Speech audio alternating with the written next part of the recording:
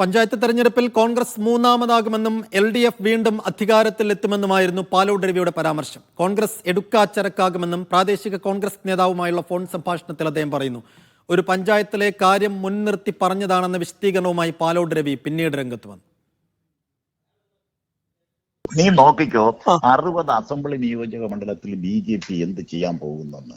അവൻ കാശ് കൊടുത്ത ആളുകളെ വോട്ട് വാങ്ങിച്ച് ഈ പാർലമെന്റ് ഇലക്ഷനിൽ വോട്ട് പിടിച്ചതുപോലെ അവൻ 40,000 50,000 വോട്ട് പിടിക്കും.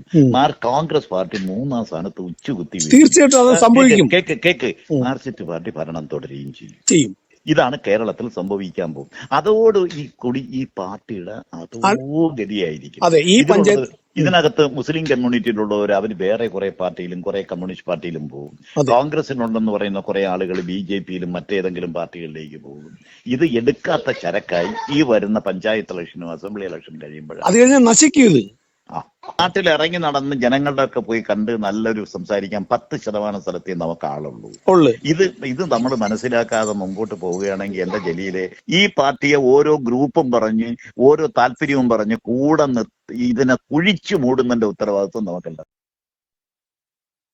ഞാൻ ആ പഞ്ചായത്തിന്റെ പേര് പറഞ്ഞ പഞ്ചായത്തിൽ സംഘർഷമുള്ള സംഘടനാ ദൗർബല്യം കുറച്ചുള്ള ഒരു മണ്ഡലത്തിൽ നിന്നൊരാൾ എന്നെ ഫോണിൽ വിളിക്കുകയാണ്. നിങ്ങൾ തമ്മിലടിച്ചാൽ പഞ്ചായത്ത് പോകും, നിങ്ങൾ തമ്മിലടിച്ചാൽ അത് അസംബ്ലിയെ ബാധിക്കും, നിങ്ങൾ വീട് കയറിയില്ലെങ്കിൽ ആളുകൾ വോട്ട് ചെയ്യത്തില്ല, നിങ്ങൾ ഒറ്റക്കെട്ടായി ഒരു മുഖത്തോടെ നിന്നില്ലെങ്കിൽ നമുക്ക് തിരിച്ചു വരാൻ കഴിയില്ല. ഞങ്ങൾ ഒരു ടീം വർക്ക് കൊണ്ട് ഈ ഉപതെരഞ്ഞെടുപ്പുകളിലുണ്ടായ വിജയം, ഇപ്പോൾ ഈ ജില്ലയിലുണ്ടായിരിക്കുന്ന ഉണർവ്, സംഘടനാപരമായി നല്ല ഉണർവുണ്ടായിട്ടുണ്ട്. ഇത് നിങ്ങളുടെ പഞ്ചായത്തിലും നിങ്ങൾ കാണിക്കണമെന്ന് അവിടെ നിന്നൊരു പ്രവർത്തകൻ വിളിച്ചപ്പോൾ ആ പ്രവർത്തകനോട് പറയുന്നതാണ്. ഈ ഗവൺമെൻറ്റിനെതിരായുള്ള വോട്ട് പൂർണ്ണമായും നമുക്ക് കൊണ്ടുവരണമെന്നുണ്ടെങ്കിൽ നിങ്ങൾ ഒറ്റക്കെട്ടായി നിൽക്കണം. ഇല്ലെങ്കിൽ പഞ്ചായത്ത് പിടിക്കാൻ പറ്റില്ല. നിങ്ങൾക്ക് നമ്മൾ ഉദ്ദേശിക്കുന്ന ഒരു ലക്ഷ്യത്തിലേക്ക് എത്താൻ പറ്റില്ല. സിജോ വി ജോൺ വിശദാംശങ്ങൾ നൽകും. സിജോ, ഈ പാലോട് രവി തിരുവനന്തപുരം DCC അധ്യക്ഷൻ എന്നതിനപ്പുറത്തേക്ക് കേരളത്തിലെ മുതിർന്ന കോൺഗ്രസ് നേതാക്കളിൽ ഒരാളാണ്. തെക്കൻ കേരളത്തിലെ പ്രധാനപ്പെട്ട ഒരു കോൺഗ്രസ് നേതാവും കൂടിയാണ്. ഒരു 2 നിർണായകമായ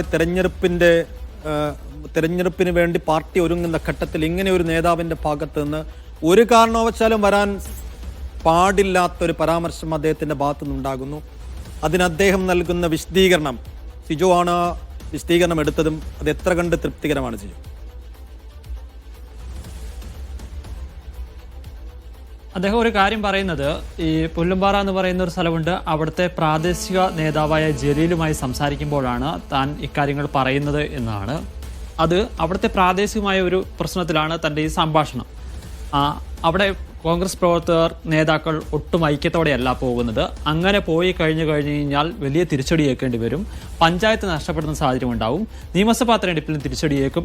അതിനുശേഷം കോൺഗ്രസ് തന്നെ അപ്രസക്തമായി പോകുമെന്ന് താൻ ആ വിഷയത്തെ ഉന്നയിച്ചുകൊണ്ട് തന്നെയാണ് പറഞ്ഞതെന്നാണ് പറയുന്നത്. പക്ഷേ അദ്ദേഹത്തോടാണ് പറയുന്നത് എന്നുള്ളെങ്കിൽ പോലും കോൺഗ്രസ് നേരിടുന്ന പ്രതിസന്ധിയെക്കുറിച്ചും അല്ലെങ്കിൽ കോൺഗ്രസിനുണ്ടാക്കാൻ പോകുന്ന ഇത്തരം പ്രശ്നങ്ങൾ ഉണ്ടാകുന്ന പ്രത്യാഘാതത്തെക്കുറിച്ചും ഒക്കെയാണ് അദ്ദേഹം പറഞ്ഞു പോകുന്നത്. ആ വിശദീകരണം ഒട്ടും തന്നെ തൃപ്തികരമല്ല എന്ന് പറയേണ്ടി വരും. കാരണം താൻ അങ്ങനെ സാന്ദർഭികവശമായി പറഞ്ഞു എന്ന് പറയുമ്പോൾ പോലും അത് ഈ സംസ്ഥാനത്തിന്റെ മുഴുവൻ കോൺഗ്രസിനെ ബാധിക്കുന്ന തരത്തിൽ കോൺഗ്രസിന്റെ കേരളത്തിലെ അവസ്ഥ എന്താണെന്ന് കൃത്യമായി തന്നെ വിശദീകരിക്കുന്നതാണ് ആ സംഭാഷണം എന്ന് നമുക്ക് കൃത്യമായി തന്നെ അതിലൂടെ മനസ്സിലാവുകയും ചെയ്യും.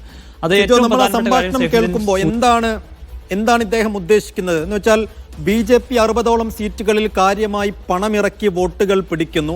അവിടെ കോൺഗ്രസിന്റെ വോട്ടുകളാണ് നഷ്ടപ്പെടുക, CPMന് വോട്ട് നഷ്ടപ്പെടുകയില്ല. അങ്ങനെ BJP വലിയൊരു മുന്നേറ്റം ഉണ്ടാക്കാൻ പോകുന്നു.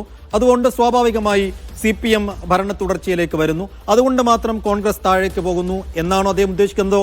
കോൺഗ്രസിന്റെ പ്രവർത്തനങ്ങളിലെ വലിയ അപാകതകളോ വീഴ്ചകളോ കൊണ്ട് കോൺഗ്രസ് വീണുപോകും എന്നതാണോ പുള്ളി ഉദ്ദേശിക്കുന്നത്?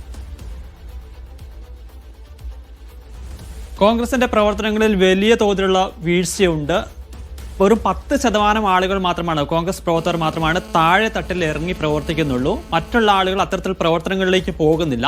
ഇവിടെ ഗ്രൂപ്പ് ശക്തമാണ്. അതോടൊപ്പം തന്നെ ഈ പല ആളുകളും കുറേ അധികം പദവികൾ വഹിച്ചുകൊണ്ടിരിക്കുന്നു. 10-40 പദവികളൊക്കെ വഹിച്ചുകൊണ്ടിരിക്കുന്ന ആളുണ്ട്. അങ്ങനെ പരിഹസിച്ചുകൊണ്ട് പറയുന്നതാണ് അദ്ദേഹം.